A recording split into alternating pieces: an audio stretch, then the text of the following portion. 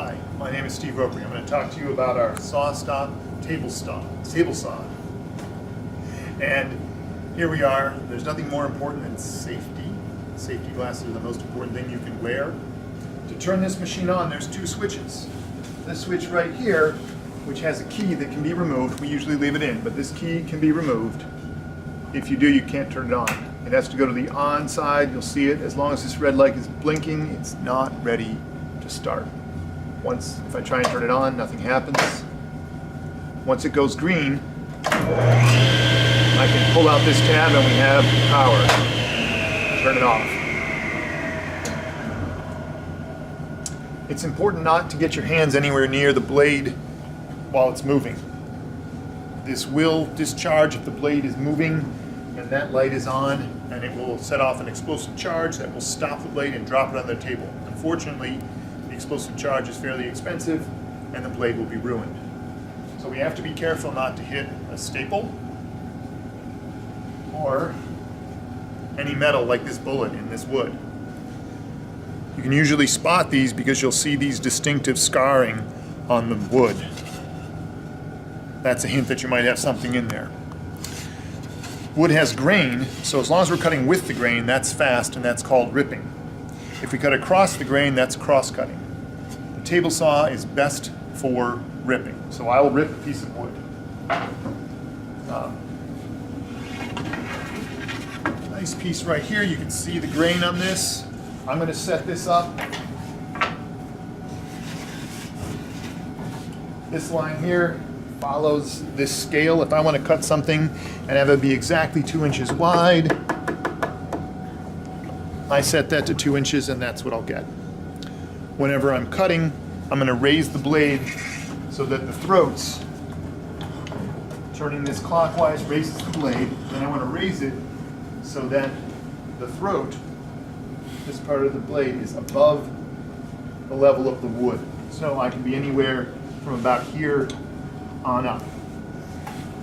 If you don't do that, it's possible that the wood might kick back. If you hit a knot, the wood can kick back. So you never want to stand directly behind the blade.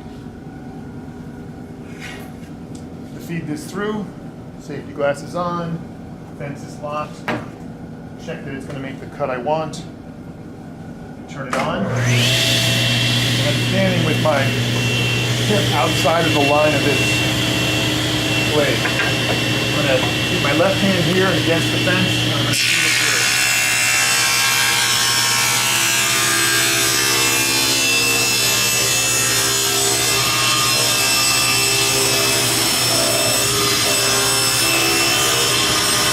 My goal is to keep the wood against the fence, so when I put the push stick on there, I'm going to catch the push stick and guide it down and towards the fence.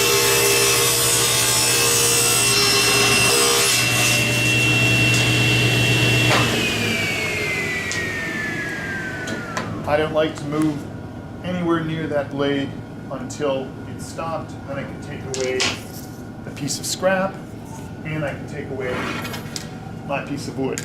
If you can't easily lean over a table saw, it's safer to go around to the other side, especially pick up long pieces of wood. These tables can be set up as extensions. If you want to cut a large piece of wood, you can simply turn these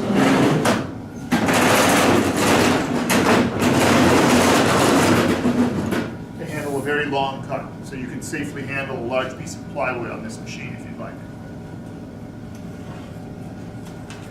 Getting these out, I'll demonstrate cross-cutting on the table saw. It's not the best for that, but it can do a good job.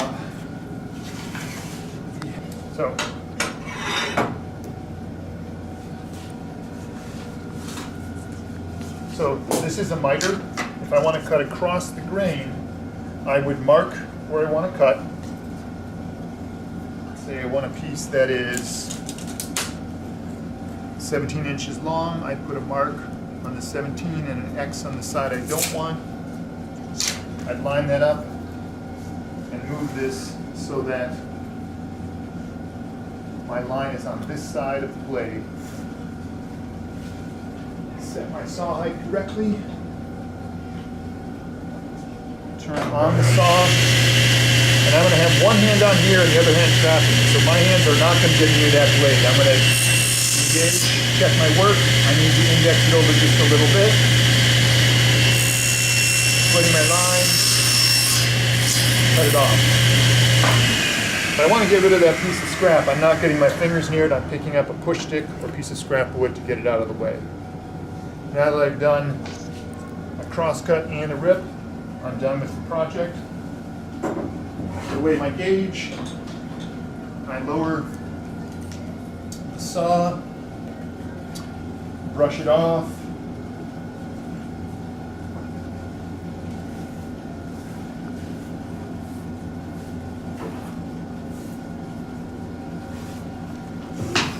And I cover the saw with the fence.